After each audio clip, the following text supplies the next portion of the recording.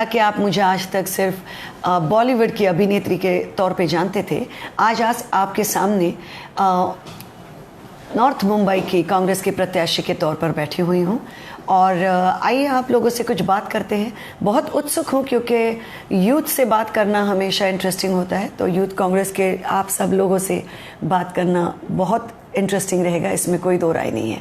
सो आइए शुरू करते हैं आज के हमारे पहले सवाल से।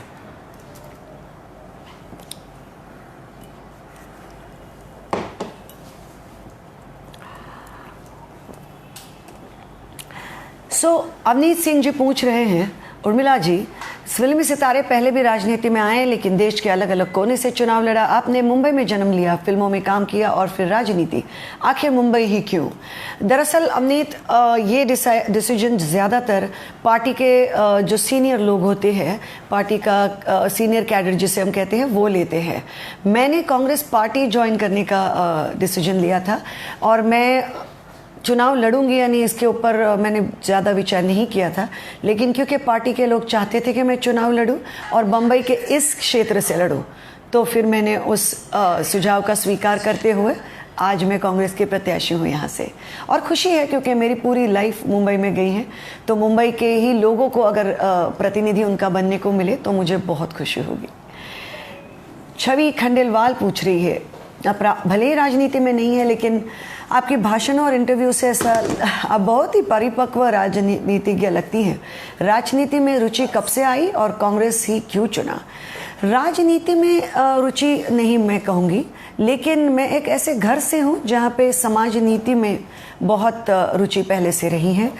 मैं एक बहुत अच्छी स्टूडेंट रही हूँ कॉलेज के ज़माने में, स्कूल में, और इसलिए पॉलिटिकल साइंस, इकोनॉमिक्स, इन सारी ये मेरे सब्जेक्ट्स थे, तो मुझे पॉलिटिकल अवेयरनेस पहले से था, लेकिन राजनीति में आने की सोच नहीं थी क्योंकि एक बहुत अलग तरह का क्षेत्र था।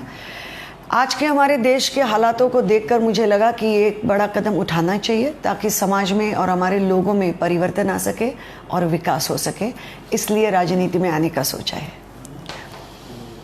ओके, हिमांशु यादव जी कह रहे हैं, आप लगातार मोदी जी की नीतियों पर प्रखर होकर तीखे हमले कर रहे हैं, क्या आपको लगता है देश में बदलाव की ज़रूरत है? हिमांशु, क्या आपको नहीं लगता देश में बदलाव की ज़रूरत है?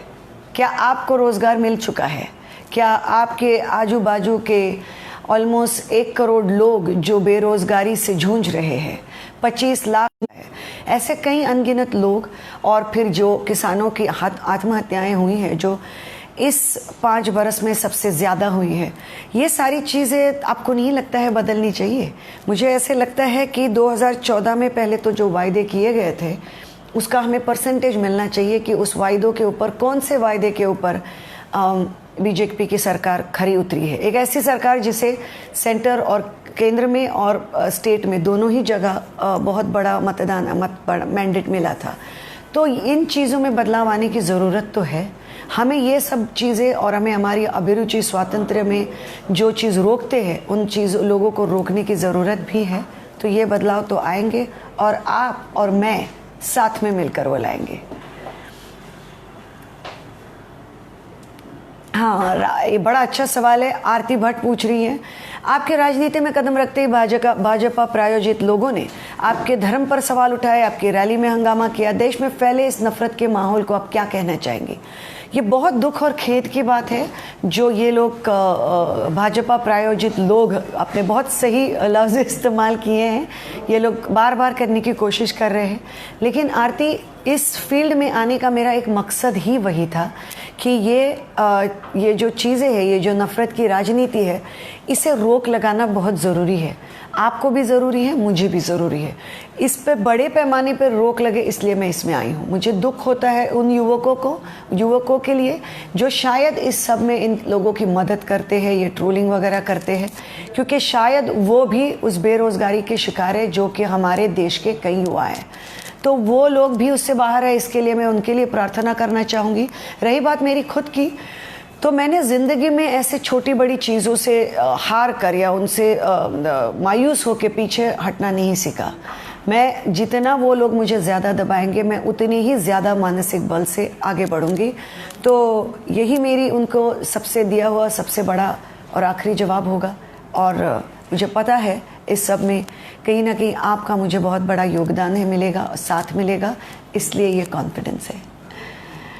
शुभम शर्मा जी पूछ रहे हैं, आपने एक आम नागरिक के तौर पर और अब राजनीतिक तौर पर राहुल गांधी जी के कामों को देखा है। राहुल गांधी जी में ऐसी क्या विशेषता है जो बाकी नेताओं से आप उन्हें बेहतर मानती है? शुभम, पहली बात तो ये है कि एक ऐसा व्यक्ति जिसने अपने फैमिली के 2 लोगों को खोया हो आतंकवाद के हमले होने में, अपनी दादी जी को इतने बड़े पैमाने पर एक दहशतवाद का हमले में गंवा दिया है, अपने पिताजी को उनका तो मुझे लगता है उनका तो उनको पार्थिव देह भी देखने को नहीं मिला। इतने ऐसी फैमिली से आके जिन्होंने इतने बड़े हादसे अपनी ज़िंदगी में सहे हैं, एक ऐसी व्यक्ति मैं देखती हूँ, उनमें एक ऐसा व्यक्तित्व देखती हूँ जो इन सब से हार कर डर कर नीचे नहीं बैठी है। वो कम था, इसलिए पिछले 5 वर्षों में कई तरह के नाम और निंदा, सब तरह का क्रिटिसिज्म उन्होंने बहुत ही बड़े दिल से ले लिया है, लेकिन नॉन स्टॉप जो है लोगों के बीच जाके काम किया है, लोगों की समस्याएं समझी है। ऐसे नेताओं में से नहीं है और ऐसे प्राइम मिनिस्टर नहीं है कि जो बैठेंगे और बोलेंगे मेरे पास तो ये सब सवालों के जवाब है, और एक्चुअलिटी में जब वक्त आएगा तो कोई और ही दूसरे तरह की भावनात्मक या जातीयवाद के या धर्म के या तो कोई सर्जिकल स्ट्राइक्स के कोई अलग ही मुद्दों में लोगों को गुम करके वास्तव के मुद्दों पे नकार देते हैं। ऐसे वो राजनीतिक नेता नहीं है। तो मैं ऐसा प्राइम मिनिस्टर देखना चाहती हूँ। मेरे नेता ऐसे हैं कि जो इन सारे मुद्दों पर उपाय देने में यकीन रखते हैं, और ये उपाय देने का बहुत बड़ा तरीका रहा है कि हमारा जो कांग्रेस का मैनिफेस्टो है, जो कि 5 बरस की कड़ी मेहनत के बाद हर वर्ग के और हर क्षेत्र की चीज़ों को मद्देनज़र रखे हुए बनाया गया है। तो मुझे लगता है वही अपने आप में अभी के लिए बहुत बड़ी एक क्या कहते हैं उनके लिए चीज़ रही है, जिसके लिए मैं उन्हें बहुत बढ़िया नेता मानती हूँ। ये बड़ा इम्पोर्टेंट सवाल है। निर्भय यादव पूछ रहे हैं कि देश के चुनाव में अपना प्रथम मताधिकार इस्तेमाल करने वाले युवाओं को आप संदेश क्या दें? पहले तो ये संदेश दे, मुझे तो लगता नहीं है कि युवा लोग संदेश सुनते हैं, तो खैर मैं दे ही देती हूँ कि मताधिकार को ज़रूर यूज़ करें, वोटिंग ज़रूर करें। आप किसी भी क्षेत्र से हो, आप कोई भी विचारधारा रखते हो, वोटिंग एक लोकतंत्र में बहुत ज़्यादा इम्पॉर्टेंट चीज़ होती है, क्योंकि लोकतंत्र लोगों के लिए चलाया गया हुआ शासन होता है। अगर लोग उसमें अपना योगदान नहीं देंगे तो वो जिस तरह से चलना चाहिए नहीं चलेगा। और जब मैं लोग बोल रही हूँ तो क्योंकि 65% लोग पॉपुलेशन हमारे देश की युवा हैं, तो मुझे लगता है, और युवा का देश है ये, उनका जो फ्यूचर है सबसे पहले ख़राब होता है अगर देश की गवर्नमेंट सही तरह से काम नहीं करती, विकास नहीं करती, जो हम 4.5 वर्षों में देख चुके हैं। युवाओं की नौकरियां गई है, वो बेरोज़गार घूम रहे हैं, उनके पास डिग्री है लेकिन पकोड़े तलने को कहा जा रहा है। तो ये युवाओं को बहुत ज़रूरी है कि इन सारी चीज़ों का ज्ञान रखें और फिर उस ज्ञान के पैमाने पर, ना कि मीडिया या किसी और के ब्रेन वॉशिंग पर अपना दिमाग चलाए, ना भी मेरे कहने पर जाए, अपनी खुद की सोच रखे, वो सोच अपनी रिसर्च के तौर पे रखे और जाके मतदान जरूर करे। ना ही वो खुद, बस जितने लोगों को वो अपने साथ लेकर जा सके उतने लोगों को ले जाकर मतदान जरूर हो। Okay, this is also interesting. Farhan Shah is asking, coming from a middle-class Marathi family with no political background, how will you pursue ideology of politics? How will you connect with the people of constituency? Well, I think apart from, I came into film industry without any film background too. And like you've written already, you know about me that I am from a middle-class Marathi family. So I am not unaware of the problems of not only the Mumbai people, but problems of middle class all over our country. And I think to become a good politician, to be amongst people, the most important thing is to have empathy for people. लोगों के लिए, लोगों के समस्याओं के लिए अपने दिल में दुख दर्द उनका समझने की क्षमता, ये मैं एक पॉलिटिशियन की सबसे बड़ी खूबी मानती हूँ, ज़रूरत मानती हूँ। फिर उसके बाद आता है आपका पढ़ाई कितनी हुई है, आप समझ कितनी रखती हैं अपने कॉन्स्टिट्यूशन की, अपनी कायदा कानून व्यवस्था की, आपके अधिकार और कर्तव्य क्या है एक नागरिक के तौर पे। तो मुझे लगता है इन सारी चीज़ों का नॉलेज मुझे लगता है काफ़ी हद तक आप मेरा देख चुके होंगे। तो जहाँ तक मैं लोगों की समस्याओं को समझ सकती हूँ, उनको आवाज़ उठा सकती हूँ, मैं उस पर उपाय भी निकालना जानती हूँ। तो इस तरह से मैं इसमें आगे बढ़ना चाहती हूँ।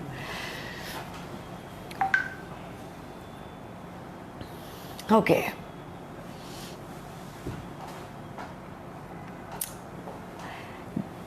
अजय पूछ रहे हैं कि Gopal Shetty won the last election and has a stronghold in your constituency. How will you counter him and change the narrative of the people of your constituency? Well, Ajay, मुझे पता नहीं आप कौन से क्षेत्र से है, लेकिन फिर एक बार कहना चाहूँगी कि ये जो stronghold in constituency Gopal Shetty ji का है, ये महज मीडिया का कुछ हद तक और बहुत ज़्यादा हद तक उनके खुद के कार्यकर्ताओं का फैलाया हुआ प्रचार है।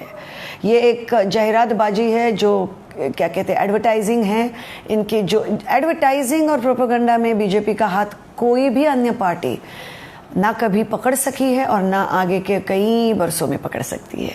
ब्रांडिंग में इनकी मतलब मुझे लगता है अगर ब्रांडिंग और वो मार्केटिंग के अगर वो यूनिवर्सिटीज़ खोल दे तो हम दुनिया भर में इसमें आगे चले जाएंगे, उसका कोई दो राय नहीं है। तो मैं समझती हूँ strong hold in a constituency only comes out of the work of a leader and not out of how much margin the leader had won. There was a Modi wave, there is no denial in that. In the 2014, a lot of people got through in that wave. I don't think it has to do with the cadre, the work that a person is capable of doing, which I have been seeing around and people have been telling me has been almost near to nil. So on that level, I don't think the constituency remains any difficult, because if he had done lot of work, I would have considered him a huge rival and difficult to defeat. But considering the discontent in people, the unhappiness in the governance under him in this area, I think it's going to be not that tough, to be honest. Thank you.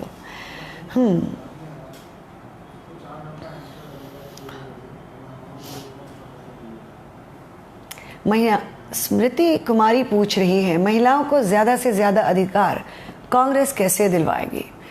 स्मृति, बात यह है कि अपने manifesto में कांग्रेस ने, राहुल गांधी जी ने already 33% आरक्षण रखने की बात कही है और वो इस बार होकर ही रहेगी, क्योंकि ये एक ऐसा बिल है जो पहले भी पास हो जाना चाहिए था, लेकिन ये इस बार तो ज़रूर पास होगा।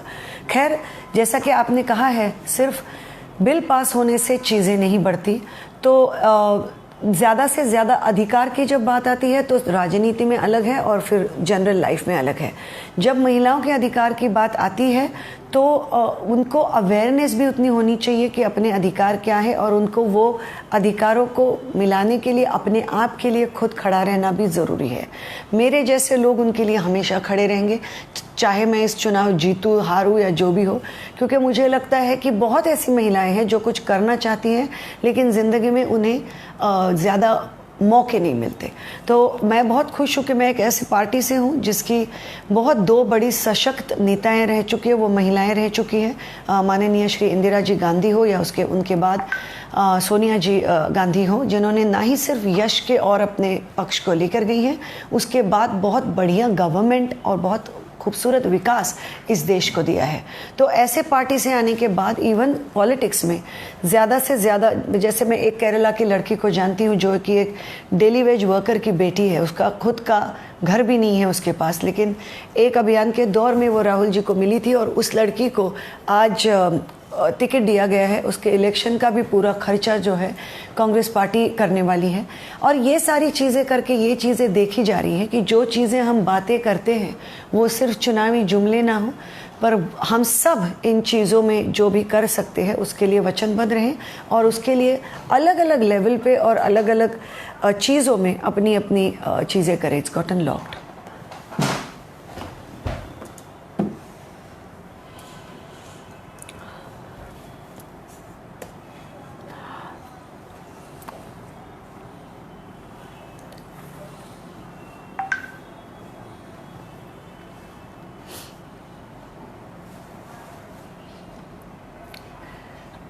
आदिल रजा कह रहे हैं, किसी वर्ग ने 2014 में अगर मोदी जी को सबसे वोट दिया था तो वो युवा वर्ग था, जिन्हें झूठा इतिहास दिखाकर बरगलाया गया और हसीन सपने दिखाई दिए। बदले में मिला पकोड़ा रोजगार और बेरोजगारी के धक्के।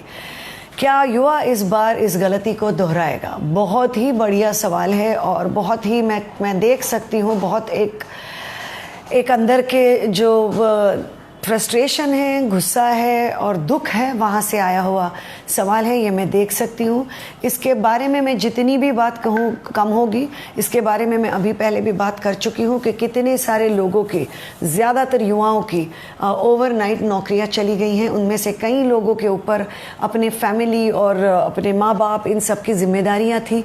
मैं ऐसे कई लोगों को जानती हूँ जिन्होंने कर्जे लिए हुए थे।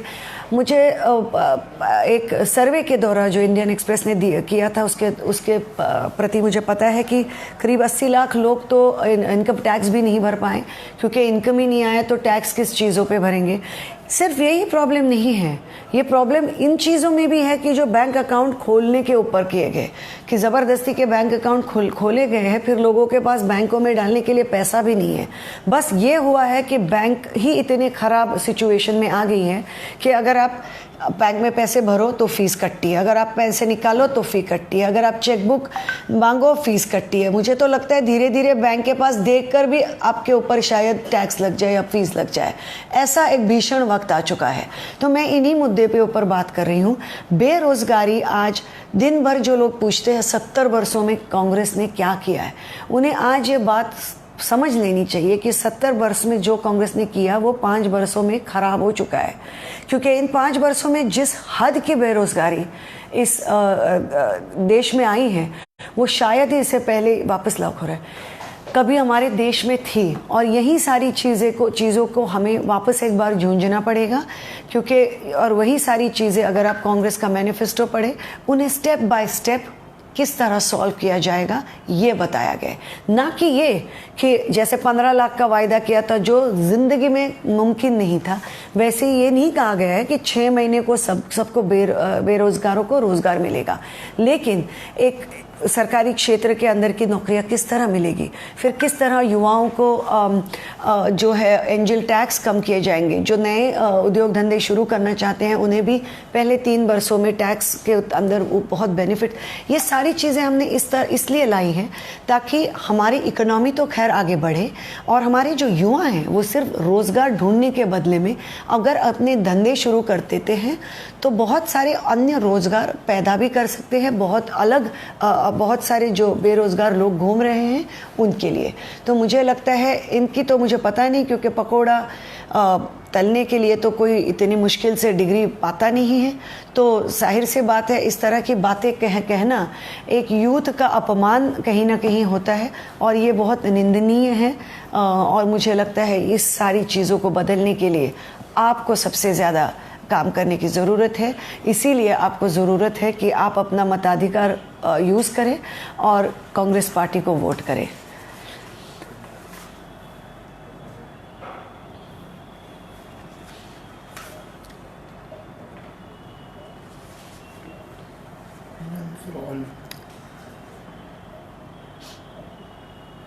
I think we are pretty much done, no? Yeah. We have 10-12 minutes more. एक इंटरेस्टिंग सवाल है, हालांकि मैं थोड़ी नई हूँ इस क्षेत्र में इसका जवाब देने के लिए, लेकिन मैं फिर भी उसे संबोधना ज़रूरी समझती हूँ। आतिफ रज़ा पूछ रहे हैं, अगर राजनीतिक दलों की बात करें तो किसी युवा के लिए राजनीति में जगह बना पाना मुश्किल है। ऐसी परिस्थितियों में आखिर एक युवा कांग्रेस जैसी बड़ी राजनीतिक दल में कैसे जगह बना सकता है? आतिफ, बात यह है कि चाहे राजनीतिक दल हो या कोई भी और अन्य क्षेत्र हो, मेहनत सबसे बढ़िया चीज़ होती है और लगातार मेहनत करना, जैसे मैं हमेशा भगवद गीता का कहती रहती हूँ, कर्मण्येवाधिकारस्ते मा फलेषु कदाचन। ये कहने वाली बात नहीं है, वाकई में ऐसे क्षेत्र में 27 बरस रही हूँ जिसमें कि मुझे कोई भी क्या कहते हैं, जिसे कोई भी हेल्प नहीं थी, कोई मेरे घर से दूर दूर तक इस इंडस्ट्री से नाता, फिल्मों की इंडस्ट्री से नहीं रखता था। और फिर भी मैं मराठी हूँ, मराठियों की हिंदी पर भी सवाल उठाए जाते हैं, सारी चीज़ें मुश्किल हो जाती है। और मैं बहुत एक क्या कहते हैं, जैसे एकेडमिक, बहुत ही अलग तरीके से फैमिली से थी। लेकिन मेहनत एक ऐसी चीज़ है, अगर आप लगातार करते रहे तो उसका फल आपको ज़रूर मिलेगा। सो मुझे लगता है कांग्रेस पार्टी में ऐसे कई लोग हैं कि जो बहुत नीचे के स्तर से शुरुआत करके बहुत ऊपर के दर्जे पर पहुँचे हुए हैं, और वो सिर्फ अपने मेहनत पर पहुँचे हुए हैं। क्योंकि ये एक ऐसी पार्टी है जो आपकी जात पात, धर्म, क्षेत्र और ये सारी चीज़ें देकर आपको कभी भी मौका नहीं देती। वो आपकी काबिलियत और आपकी मेहनत करने की क्षमता देखकर सबको समान अधिकार देने में विश्वास रखती है। और इसीलिए मुझे लगता है अगर आप कांग्रेस पार्टी का चयन करते हैं और उसे ज्वाइन करते हैं, कड़ी मेहनत के बाद आप ज़रूर अपने आप को ऐसी जगह पाओगे जहाँ पर आपको अपने आप पर गर्व होगा और आपके घर वालों को भी आपके ऊपर गर्व होगा। आई थिंक हमारा वक्त जो है थोड़ा ख़त्म हुआ जा रहा है, बट ये जो हमारा पूरा सेशन था मैंने बहुत ही एंजॉय किया है। मैं बहुत, आज से पहले कभी फेसबुक लाइव में किया नहीं है, लेकिन ये वाला ज़्यादा इंटरेस्टिंग रहा क्योंकि ये युवाओं के साथ का संवाद था। और मैं एक बार फिर कहूँगी, अपने मताधिकार को मत भूलिए और अपने साथ जितने लोग आपके साथ आप ले जा सके उन सबको उनके मताधिकार की याद दिलाइए और उनको मतदान ज़रूर कराइए। नमस्कार, जय हिंद।